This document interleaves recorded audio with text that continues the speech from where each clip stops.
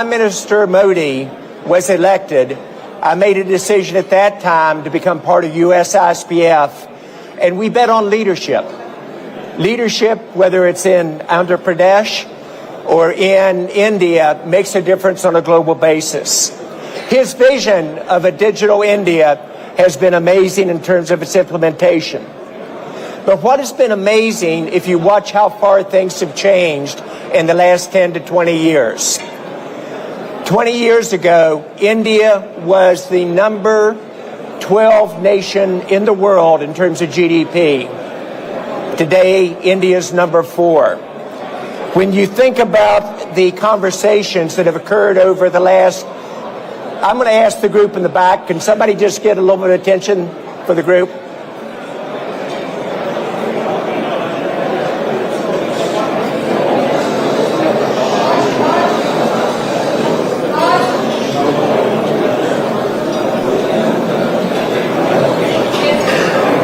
Thank you very much. Thank you, Mukesh.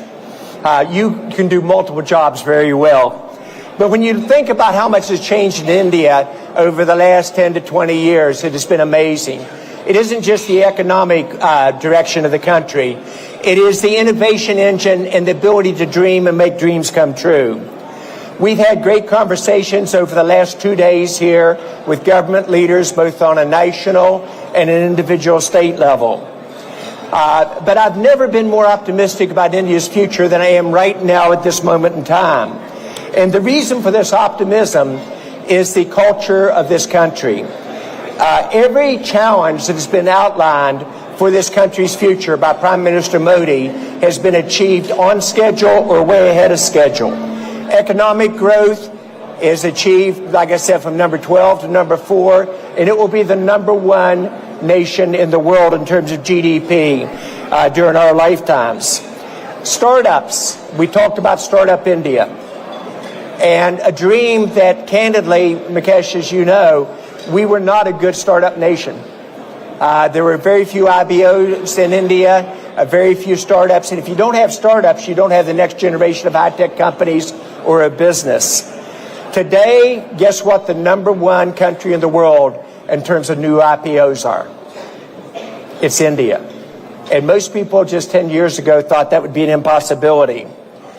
When Prime Minister Modi outlined a vision of a digital India and broke it into the 11 planks that we're focused on, most people thought that was a dream too far. I had the honor of working with the Prime Minister on 8 of those 11 planks, and on Making India, I was there when he kicked it off in Delhi about the possibilities of becoming a manufacturing powerhouse.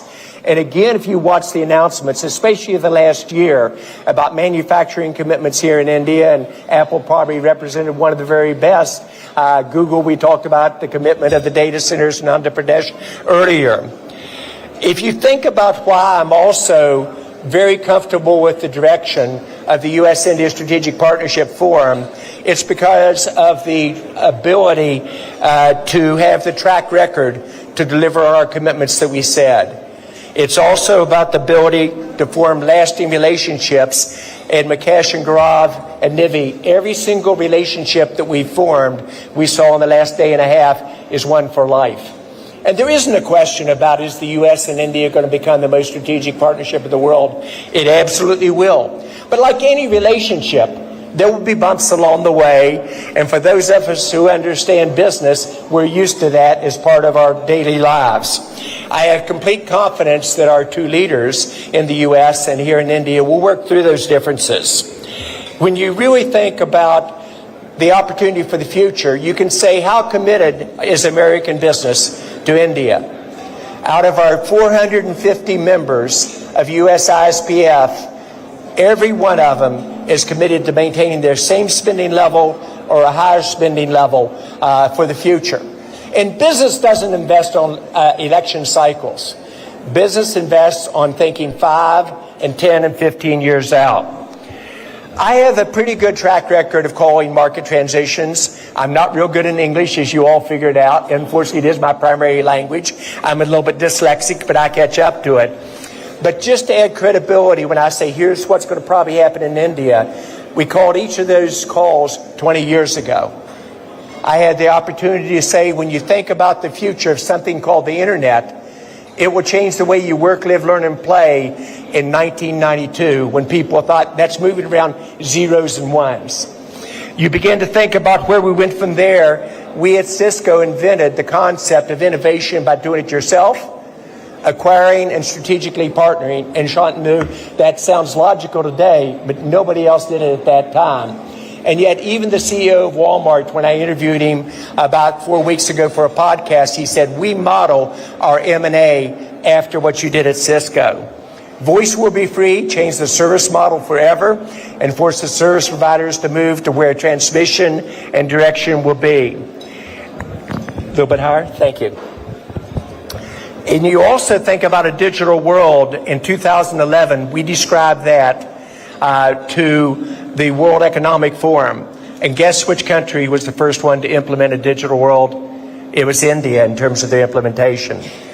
We then said that AI would change the way the world works, lives, and plays, but at 5 times the speed and 3 times the result of what the internet did. In short, it would determine the future of countries and in terms of productivity.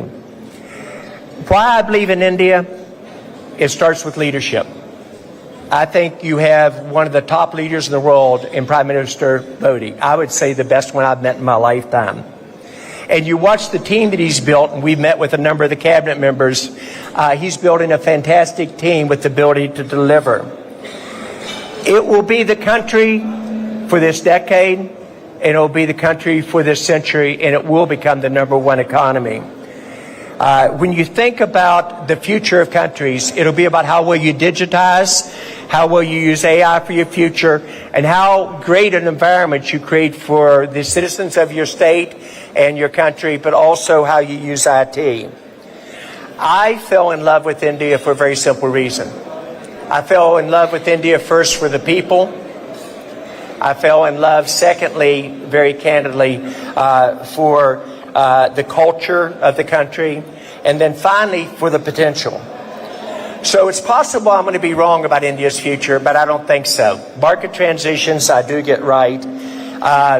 The ability to deal with bumps, which we will have along the way, and we all know what those are today. We'll look back a year from now and say we've navigated through them.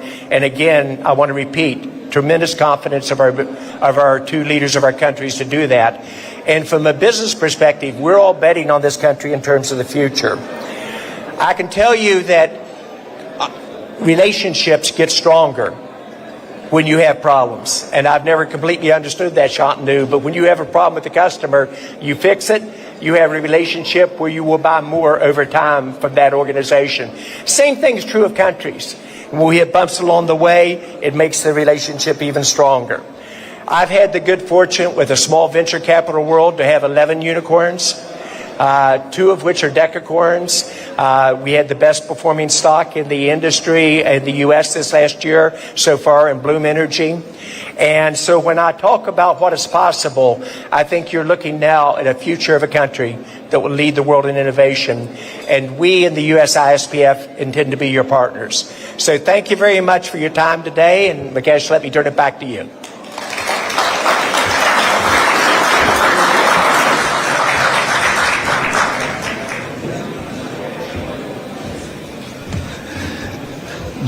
John, thank you very much. And we get into our fireside chat, and I'm delighted to basically introduce our chief guest this evening, Shri Nara Lokesh, a graduate of Carnegie Mellon and Stanford, who has basically got into building a state of Andhra Pradesh as the fastest growing state in the country. This year they have gotten commitment of over $120 billion of investment. Google announced last week a $15 billion data center and AI center itself. And with the speed he's moving, in fact, as a Minister of HRD and Technology, he has basically focused on building state of Andhra Pradesh in a not just ease of doing business, but the speed of doing business itself. So we are delighted that you could join us this evening. I welcome you to the stage. Please join us here.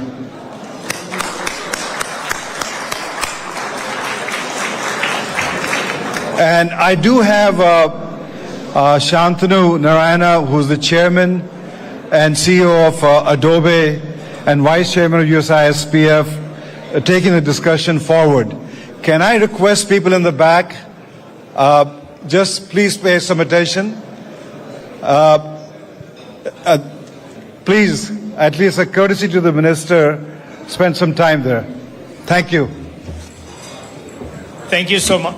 Are we on? Yeah.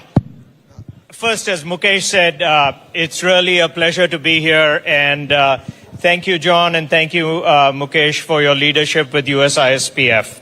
I'm thrilled to be here with you, Lokesh. Let me first start off by saying, Meeri Kadochinaru, Chala Dhanyavadu. So, I have to show a little bit of my Telugu because, as he knows, I also grew up in Hyderabad and we have a lot in common, both in terms of spending time in Hyderabad as well as spending time in the Bay Area. I'll start off with a little bit of a story, and then maybe I'll get into the questions for him. When I left 40 years ago for the United States, I was in this small town called Hyderabad and Sikandrabad. It was the Twin Cities. And when I left and I went to the U.S., virtually nobody knew where Hyderabad was on the map. In terms of where it was in India. But it was the vision of Sri Naidu that by the time I came back a few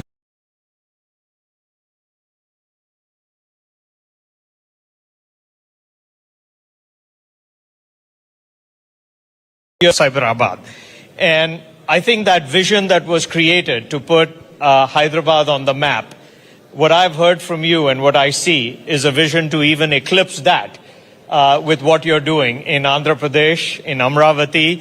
And so why don't I first start off and give you the opportunity to just talk about your vision, your father's vision, and as you said, you're actually a third generation in terms of giving back to the community. So with that, why don't you start? Thank you, John. Thank you, Mukesh, for having me here. Shantanu ji, thank you very much for hosting the fireside chat. For those of you who don't know me, I'm Lokesh Nara. I am the HRD IT Electronics Minister for the state of Andhra Pradesh. A little bit of my background. I did my bachelor's at Carnegie Mellon, worked at the World Bank, a Stanford MBA, came back to the family business. We run one of India's largest private sector dairy company. Then my wife came back from Stanford, kicked me out of the business. I ended up in politics in 2013. I'm a third generation politician, second generation entrepreneur, and I'm enjoying what I'm doing. And I keep telling my wife, in business, what I could have done in a lifetime, I get to do it in 5 years in Indian politics. So that's a bit of my background. The state that I represent is a $180 billion economy, aspiring to be a $2.4 trillion economy. The government was voted in the last 17 months back. We've attracted so far $120 billion worth of firm commitment. All that is getting grounded as we speak. Two of the marquee investments which we're particularly proud of. One is, of course, Google, who are now investing close to $15 billion. And this is India's single largest FDI investment ever. So we are particularly proud of that. Second one, of course, is ArcelorMittal building India's largest steel city in Visakhapatnam, south of Visakhapatnam. And this got closed over a Zoom call. So speed of doing business is our unique selling point. But I'll give you two more reasons why you should consider Andhra Pradesh. First one, of course, is speed. The second one being our leader, Mr. Naidu, has a track record of building cities. And we are out to do it all over again, this time at a state scale. Third is, in India, I'm sure you would have heard of double engine Sarkar, which is the federal and the state government being from the same political establishment. Yes, there are quite a few double engine Sarkar states, but there's only one double engine bullet train Sarkar. And that is in the state of Andhra Pradesh. Under the leadership of Honorable Prime Minister, under the leadership of the Honorable Prime Minister Shri Narendra Modi ji, Andhra Pradesh is spearheading all the reforms that Government of India wants us to deliver. All of you would have heard the term Namo. That's Narendra Modi. No. It's Naidu and Modi ji. So we have the Namo in Andhra Pradesh. So if you're not yet sold on investing in Andhra Pradesh, I think after the fireside chat, I look forward to catching up. Thank you very much. Well, thanks a lot. And again, may I please ask the people at the back to give, our chief guest the honor of listening to him. Maybe if you are next to somebody who's talking, you can just put them on the spot and ask them to, stop talking. But let me start off with something that you talked about, namely speed of doing business. And everybody talks about the opportunity in India. But one of the issues is that they talk about, the speed is not always what it needs to be. And you've given two examples, whether it's Google with 13 months or ArcelorMittal. So tell me how you're accomplishing the aspect of not only attracting people, and the momentum is incredible, but this aspect of doing speed. What is different, and how are you in Andhra Pradesh making sure that you continue to focus on that? No, I mean, it's technology and people. Technology comes in where we are looking at policies. We are using AI to compare it to other states. We are looking at coming up with best-in-class policy. The second part is, as a company, once you apply, we actually compare your application with other applications using AI and looking at how can we give best-in-class incentives and attract you to Andhra Pradesh. The second part, the other side of the coin is, people. Relationships matter. And if you look at Mr. Naidu and his track record for now almost 4.5 decades, he has an amazing Rolodex. And we're just leveraging upon it. And once we shake hands that we are going to invest in Andhra Pradesh, it's no longer your project, it becomes our project. And I'm sure partners here who have already looked at Andhra Pradesh know it. We create a WhatsApp group. I'm sure Meta is happy with me mentioning WhatsApp here. We create a WhatsApp group and then we are in touch. We follow it through. Anywhere things get stuck, we are very frank and open with each other, and we sort of look at how can we sort of streamline it. And it's a great lesson that as a state we can learn. So the next partner who's coming into our state doesn't go through the same process all over again. I think a big reason why India actually has been so successful on the global stage is, to your point, the investment in education. And in the past, that used to be engineering institutes, which were world famous. But I was inspired to hear that you're talking actually about AI literacy and what you're doing to make sure that it's the next generation of skills that you're investing in. Maybe you can share with people a little bit more about how you're doing this in a field that is so evolving as we speak, namely in AI. No, honestly, all of us are learning. It's clear that AI and then quantum is the next frontier for us. So, as earlier I was telling, we are very focused on the cluster-based approach, where we look at not only bringing in the companies, but the entire ecosystem associated with it. And education plays a very important role. So we're using AI as a tool, of course, to impart education, but we're also working with the industry to revamp curriculum in all our colleges and universities. And I'm working hard, hopefully I'll be able to get it through, is to recreate the ISB model for the AI university. I believe that is going to enable us to lead from the front. And I think you'll be pleasantly surprised that Mr. Naidu has been talking about skill census. While other political parties talk about, caste census, we are talking about skill census. It's easy said than done because we need to skill assess across multiple traits. Mr. Naidu is a great visionary. I mean, all of us can accept that. But then execution falls on people like me. So he said skill census. I said, great. I was so excited. I tried it and I failed the first time. I did it in my own constituency. But now you'll be surprised to hear we're using AI. So if you're an AC mechanic, we're using conversational AI to assess your skill level. We're asking, like, tell me a problem, and then how you went about solving the problem. So we are able to assess a carpenter, an AC mechanic, to an AI engineer, and then create this entire ecosystem where skill, upgradation or skill development, if I may, is tailor-made. So I think that's what makes Andhra Pradesh again very unique in the way we're doing things. The ambition that you have shown in creating a brand new city. I mean, I think we all have to go back to maybe Chandigarh being the last city that was actually a planned city in terms of creation. To even think about creating a brand new city with the infrastructure that you're trying to invest in Amravati, I mean, that is a incredibly daunting task. Maybe you can speak a little bit to the scale of what you're trying to do in Amravati and, how that's proceeding. See, Mr. Naidu has a track record of building cities. And as you shared, Hyderabad, Secunderabad, Cyberabad. It's a very similar model. So you have Vijayawada, Guntur, and then you have Amravati now coming up. So when the state got split, we were capitalless. So we had to go about figuring out where we would position our new capital.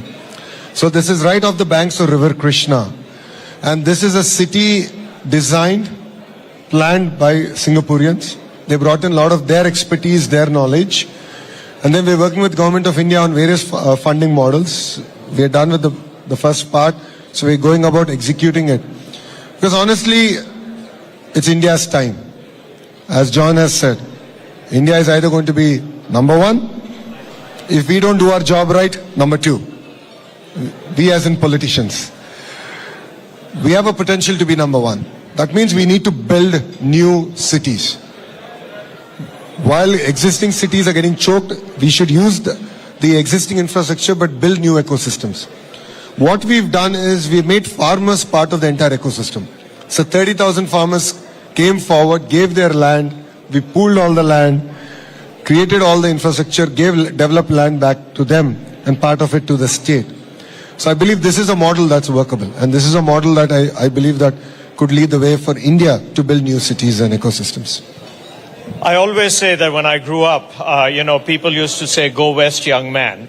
I really believe that today, if anybody is growing up in the US, you'd say, "Go east, young man." But maybe just a message to the people here in terms of those who are considering investment in India and in Andhra Pradesh. Why you think, as you pointed out, it's India's time. And then I don't know if we have time for a few questions, but I'd just like to give you this opportunity to tell them all the things that you've been sharing with us as a board of what's exciting and happening. I'm sure quite a few of you are from California. So you think about Andhra Pradesh as California of the East. So we have an amazingly long coastline, a beautiful cities, ecosystem getting built across the state. For people who have followed Hyderabad and its growth trajectory, there's a leader who has a track record and is sharing with the board that it is India's time, and in India it is Andhra's time. What you're seeing is history getting created in front of your eyes. It could be with Google, it could be the project we have done with Meta, it could be the investment that ArcelorMittal is now doing. We are creating history. And I request all of you to come visit us, see what we are doing, and please don't miss this bus. Together we can create history. And coming back to John, India will be number one. The question is, can we do it before 2047? With that agenda, please come, visit us, and we'll make it a worthwhile trip together. Thank you. Thank you so much. Do we have time?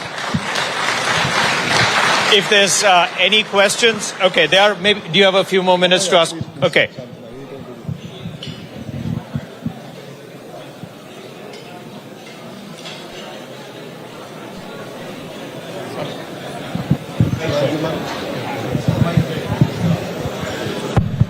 Thank you, sir. Hi, Arundeep here from the Hindu newspaper. I'm just curious. A lot of states in their electronics and semiconductor manufacturing plans are talking about how much the diaspora coming back is helping them in terms of experts who are abroad. So in Andhra, what has been the role in this industrial renewal of people who have spent a long time in the US coming back and being part of this new growth story? No, that's a very valid question. Brain drain to brain gain, if I may. I think that was your question. We are seeing a lot of interest for youngsters who spend a decade or less than a decade in the West looking forward to coming back. And with the kind of ecosystems and clusters that we are building, I've shared with the board that we are looking at a very decentralized development. And if there's something that we can learn from our neighbors, is the power of cluster. So take electronics manufacturing. How can I get the 1,000 companies that end up creating the entire ecosystem that then Apple takes and makes an amazing iPhone? So we're looking at building multiple clusters. Work's already done. They're at different stages. That's what I call as the verticals. And horizontal is where education comes in. That's where my role comes in. One is education, then skill development. We are doing a lot of testing ecosystem and of course certification ecosystem. This alone is not enough. We need to build a vibrant social ecosystem. So we work closely with tourism ministry, with excise ministry to look at how can we have progressive policies that can also enable us to create a vibrant ecosystem. So while we're looking at blue collar jobs, white collar jobs, hospitality is also very important. So 5 years when we started our journey, we said 50,000 rooms, 50,000 keys. So far we've done 8,500 keys. So we are looking at a state that will develop across sectors, but also creates a vibrant ecosystem. So that's what I think will make us very unique compared to other states in India. Maybe I'll ask you one question on that as well. When I see your portfolio, it's really inspiring to see that you are both HRD as well as IT. Maybe you can speak a little bit to, why both of those are better together and what you're doing uniquely, given you have those two incredibly important initiatives. Shantanu, I wished I thought it that way when I took the portfolios. But see, I love a challenge. If you look at my journey as a politician, I've always chosen the road less traveled. I contested in assembly, which my party didn't win for 40 years. And I lost first time. But I stuck at it. 5 years I worked hard. I won it with one of the highest ever majority in Andhra Pradesh's history. So I love to take the road less traveled. Education is one such portfolio. Historically, heavyweights are not positioned into education. They prefer, industries or power, so on and so forth. But I truly felt education is one portfolio that can really transform lives. You're a beneficiary of great education. I'm a beneficiary of great education. It's changed the way who we are, our exposure. So I felt it's impetus on me, that to being a Stanford MBA and a Carnegie Mellon undergrad, to take such an important portfolio and look at very fundamental changes at primary school all the way up to skill development, as I call lifelong learning. And why IT? I felt that portfolio will help me balance things out to understanding where is the market heading. It's important that I understand from leaders like you, what's the next frontier? And then go back to my department and say, okay, I can see the visibility. 20 years from now, these are the skill sets that are required for the youth of India.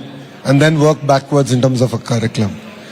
So yes, Andhra Pradesh, I think, is the only state which has HRD, IT under one minister. Thank you. Well, you've been extremely generous with your time, so thank you. You talked about Stanford and Carnegie Mellon. Hopefully you think HPS is still pretty good, in terms of what we were able to do, and I'm still a Manavadu in terms of, being part of you. But please, let's give him a round of applause. Thank you so much for being here. Thank you, Shantanu.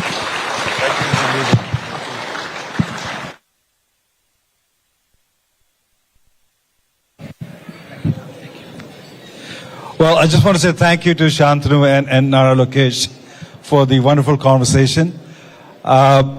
Investment in Andhra continues to go up, and we have one of our board members, Sachit Ahuja, Tillman Global.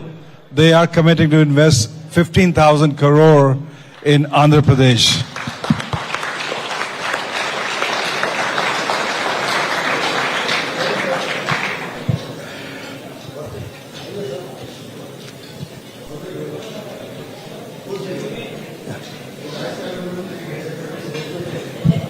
Come, Shazan, come. Once that's over, then we'll take a picture. Why don't we join us? No. Balance our photo. You come this way, no? Come down. I'll grab the mic. There you go.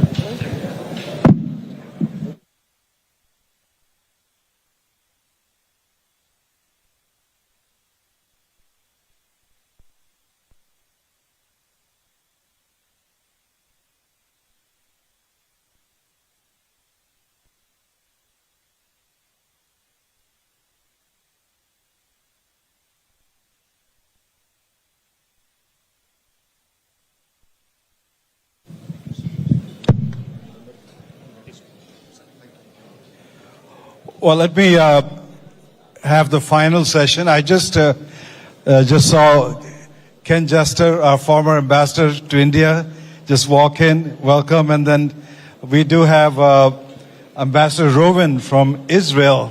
He was just here. And so you'll be networking with them. We have a few folks, our board members from Exxon and other organizations.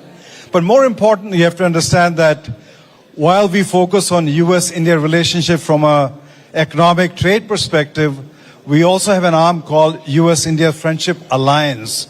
And this organization during COVID time raised the largest funding, larger than the U.S. government, and had supplies coming into India. For example, we were able to bring in roughly 33,000 oxygen concentrators.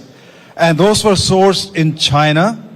And I do recall FedEx, Raj Subramaniam, who is a board member, gave us a couple of planes to move them every day. And I recall the Chinese objected oxygen concentrator going from China to India that time. So we had them routed to Tokyo, and from Tokyo we brought them back to India itself. And I have to give credit to Amitabh Kant and the team there. As soon as the plane landed, within 1 hour, those oxygen concentrators were in trucks going to different cities itself. So I just want to applaud my team to make that happen itself. And so we have a short video because I think it's important. Is the tough times shows the color of your friends who can step up. And that's the time we had to step up. We reached out to, for example, to Indian Air Force to pick up large oxygen tanks from Stuttgart, large cryogenic tanks from Singapore and Thailand. And so it was an operation which we just rolled up our sleeve and got it done. So just watch the video on US-India Strategic Friendship Alliance. Born out of the COVID-19 pandemic, our genesis coincided with these despondent times. Faced with an unprecedented crisis, we decided to act, and so our story began. Who are we? We are the U.S.-India Friendship Alliance, USIFA, the strategic philanthropic arm of the U.S.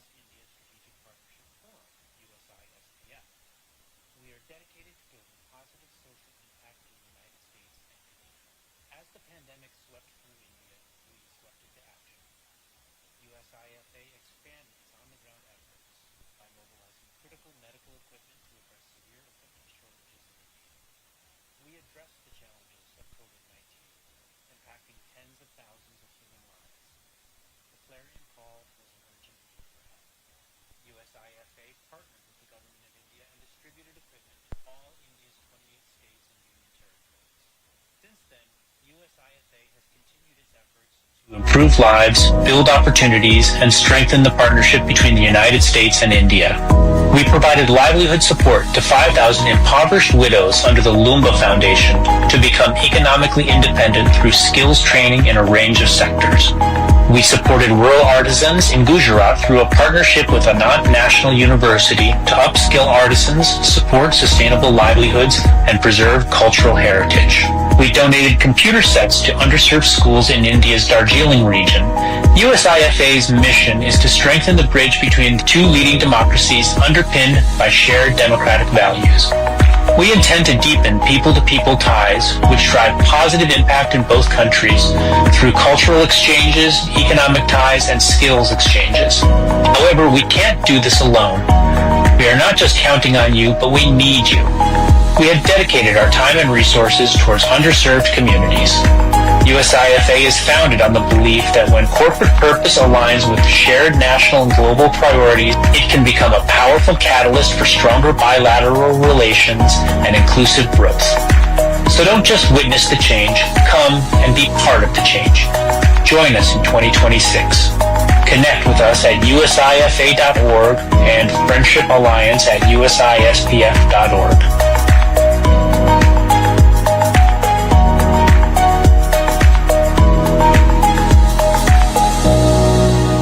Well, our mission, thank you. We have roughly 450 corporate members in our consortium, and our objective is to how do we leverage each one of them and focus on some of the social effort between the two countries. work with our team and join us from that perspective. Once again, I'd like to say thank you to our sponsors, Boeing, Flex, Caterpillar, ExxonMobil, MasterCard, Meta, Wins, Cummins, Johnson & Johnson, LinkedIn, and Lockheed Martin. Once again, thank you to sponsors. Do engage and network with the board members this evening. Have a wonderful evening, and thank you for joining us. Thank you.